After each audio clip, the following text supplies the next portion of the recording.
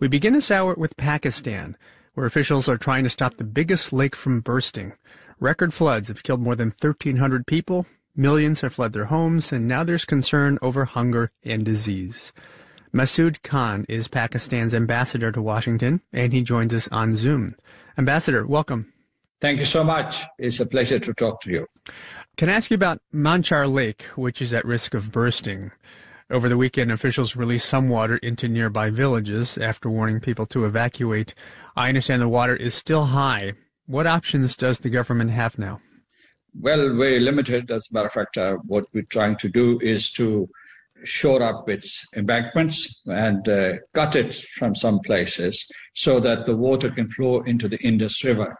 And this is a disaster, a new disaster, which has developed in the larger disaster. And villages have been inundated and townships have been swept away. So we're trying to do our best to cope with the situation. Mm-hmm.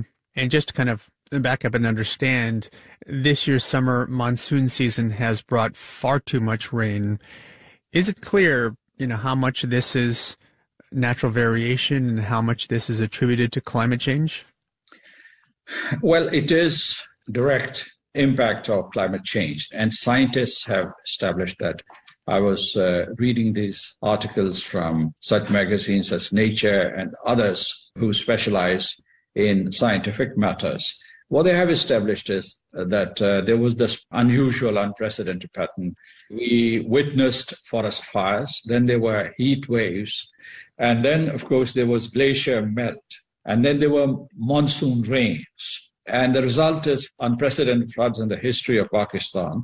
So it has a direct linkage with climate change. And the people of Pakistan are feeling very, very bad because, their contribution to greenhouse gas emissions is less than 1%, 0.4%. And they are the 8th most vulnerable country in the world. And now we are paying the price of climate change. I understand about half of the country's food supply comes from Sindh province, which has been severely impacted. What is the food supply situation now, and what is the fear or the reality of waterborne diseases? Well, food supply situation is very dire. We were facing the crunch before the floods because of the Ukraine war, and Pakistan was facing food insecurity and food inflation.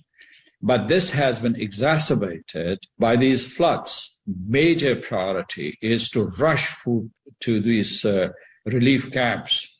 The bulk of the farmland has been destroyed, and this is compounding food insecurity in Pakistan, and that's why we need international assistance.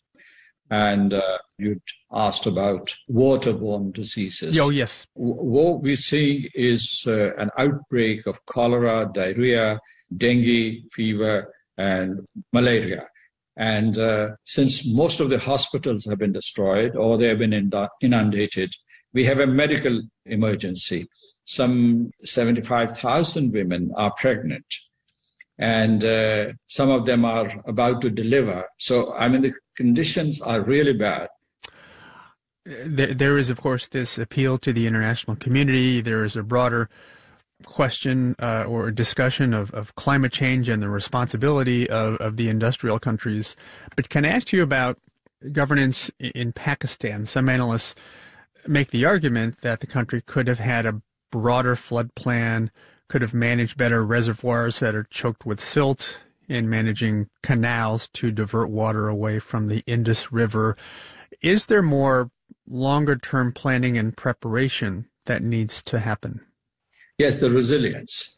Let me tell you that we had two major natural disasters. One was the 2005 earthquake, and then there was the 2010 flood. With the help of the international community, we responded to these catastrophes, and we tried to build preparedness and response infrastructure and system. And that has worked very well up to now.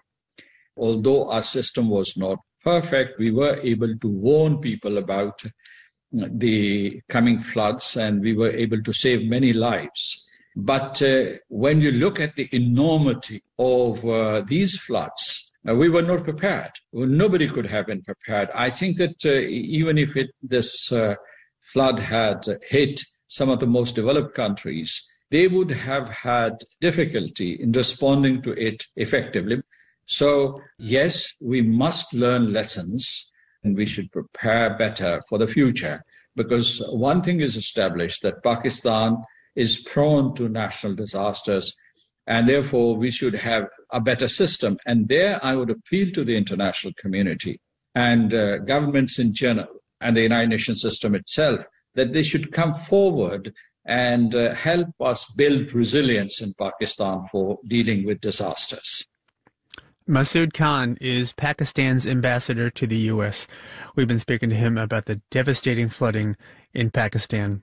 Mr. Ambassador, thank you for your time, and we send our best to you and your country. Thank you so much. It has been a pleasure talking to you.